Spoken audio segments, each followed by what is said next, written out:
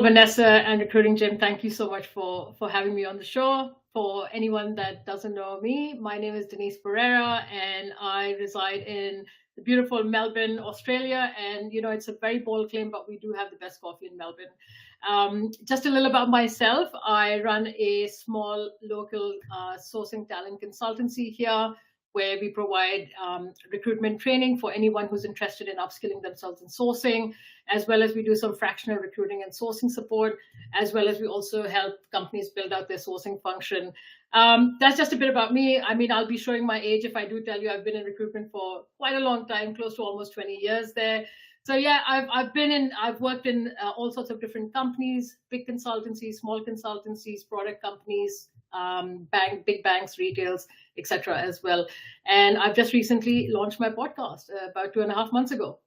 Excellent. So the backstory is Denise and I think we've chatted for quite a bit on the socials, but we met for the first time in Amsterdam at Sourcing Summit, which was fantastic. And as a result of that, Denise approached myself and two other ladies, Gabby, who you know, friend of the show, another lady, Chandra Feldman.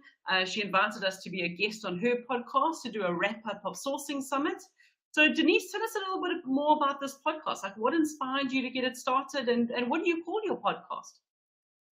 So I named the podcast Crafty Sourcer because I think, look, sourcing is one of those things that definitely is an arts and a craft when it comes to, how we do sourcing, where we find people, how we engage with them. So I thought it would be a very apt name to keep, first of all. But just to give everyone a bit of context on, how and why I started the podcast. So my role was unfortunately or fortunately made redundant earlier this year.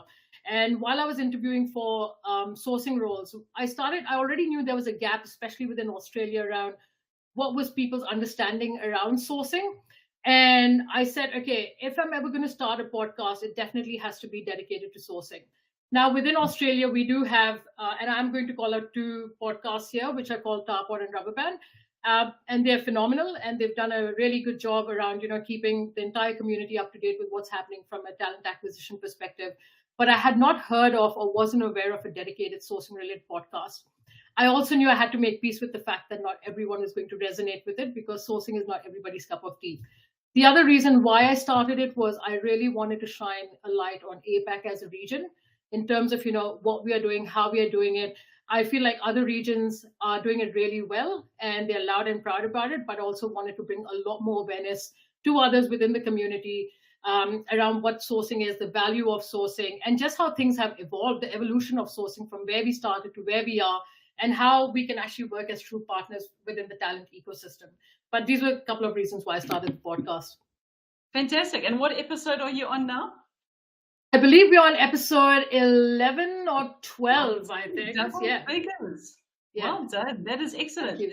And who is your target audience? Let's expand on that a bit. You said you definitely wanted to shine a light on APAC, and I get that. Talent sourcing is not such a major thing in the Southern Hemisphere. I found it in South Africa too. So you want to shine a spotlight on APAC. So who will your podcast appeal to? Yeah, great question. See, when I started, the main audience is anyone within the talent community. It can be recruiters, HR people, admin, sourcers, head of people, directors, coordinators. So think of anyone that has anything to do with the talent ecosystem, specifically sourcing, or someone who has an interest in it or wants to know more about this topic, or if they just want to hear from people who have an opinion on sourcing. I believe this podcast is for them. Perfect. That sounds good. And where do you host your podcast? So if people wanted to go and find the Crafty Sourcer, where would they be tracking that down? Yeah, excellent question. So we are all on social. So I obviously use Buzzsprout predominantly for distribution purposes, and we are on Apple, we are on Spotify, and then obviously when we go live, I use other socials like LinkedIn, Instagram, and relevant Facebook groups as well. So you just have to type in Crafty Sourcer, and there's a little victory sign along with it, and you'll be able to find us there. Why the victory sign? Oh, I was just trying to be cheeky. Good. I like that. Now, Denise, so thinking about it now, you 11 or 12 episodes in. What has the impact been on you actually starting your own podcast? Yeah, Vanessa, as you know, and I think we've had this discussion a few times, and people that are close to me know, I don't like being in the spotlight a lot. So the podcast for me has been really good in terms of stepping outside of my comfort zone. It's obviously increased a lot of my own confidence. Like being in TA, right? We do a lot of, one-on-ones. We are in a very front-facing role, but doing podcasting, it's a different type of storytelling you have to do. You are in the public eye to a Mhm. large extent. So you have this brand visibility that's also made me very conscious or self-aware of the content that I need to be putting out there. So that's one thing that's definitely come out of it.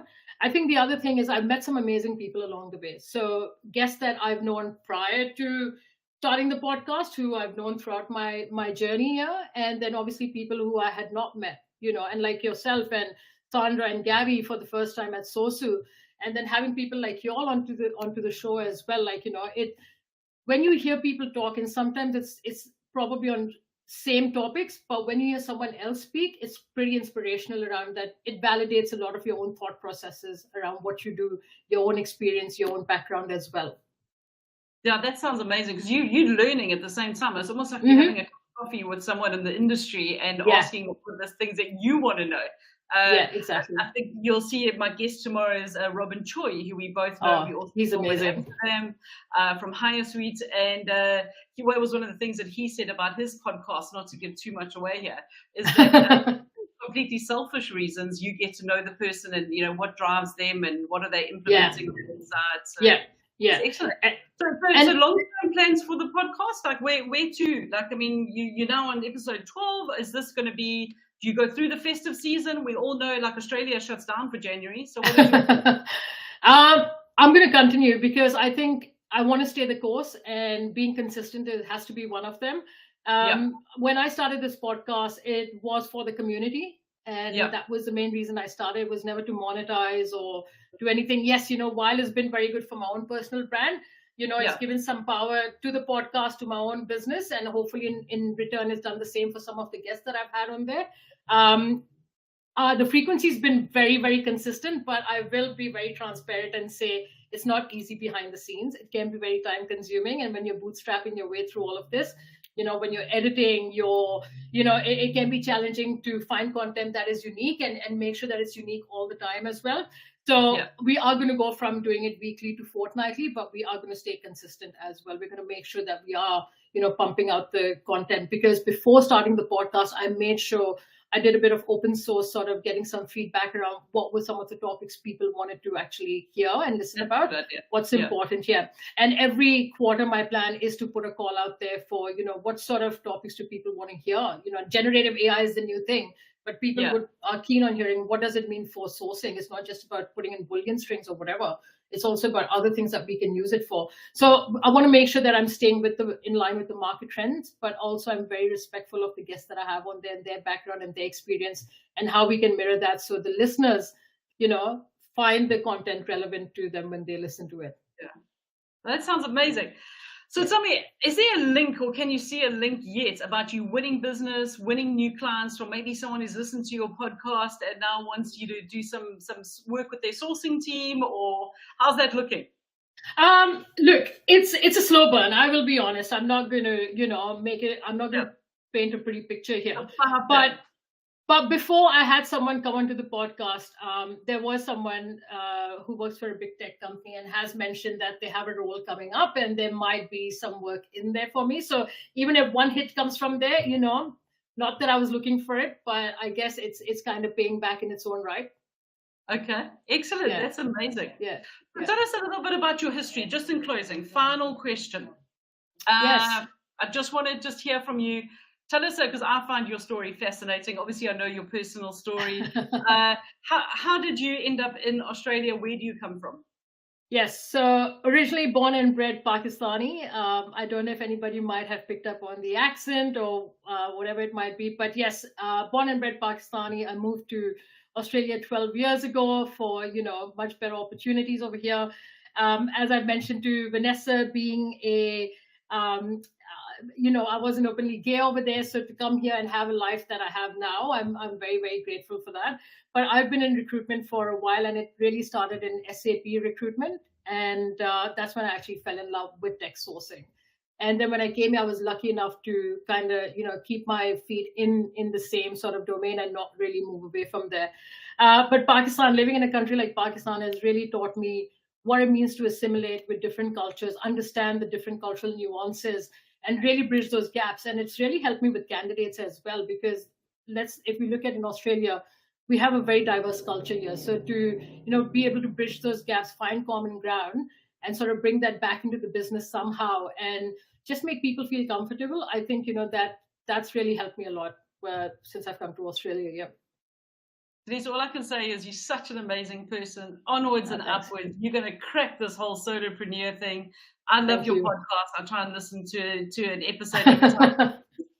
It does take me over a day sometimes, but I do listen. Yeah.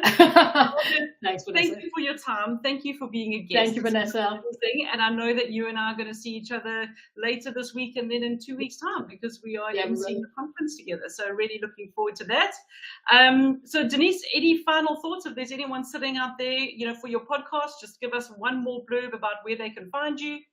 Yes. So if you just head to Apple, Spotify, even my LinkedIn, every week I do a teaser of my guest, because I think we have to show the person behind the profile, and I like to create a bit of anticipation and curiosity for my guests as well. So if you check out my LinkedIn, under my post, there's always links under there where you can find them. But Apple and Spotify are probably the best two places to find. So just put in Crafty Saucer and I should pop in there. And if you like the content, please leave a review. If you don't like it, please message me and tell me what you didn't like. I'm always open to feedback as well. But leave that publicly. Exactly. Yeah. Nasty. Well, listen, if you want to really get some good content in the talent sourcing space, go and follow Denise. She's amazing. Shout out to Tybalt, who's been listening to us on LinkedIn, and Jess, my friend in South Africa. So guys, thank you very much. I really, really appreciated that. Thanks, Dee, as I say, you and I will be in touch. Thank you for everything you do for our community. As mentioned, tomorrow, Robin Choi, same time, same place. Robin dropped some real pearlers about podcasting. He's got a great podcast as well. So I look forward to seeing you tomorrow. Have a good one. Thank you, everyone. Excellent. Thanks a lot. Yeah. Cheers. Bye. Bye.